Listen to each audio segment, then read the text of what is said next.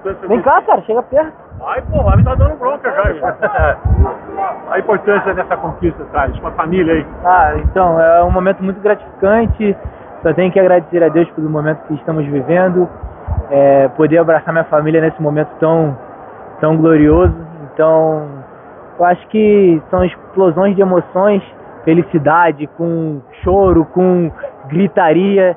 Então, acho que é um momento muito importante e temos que desfrutar disso. Os minutos por cima do time, né?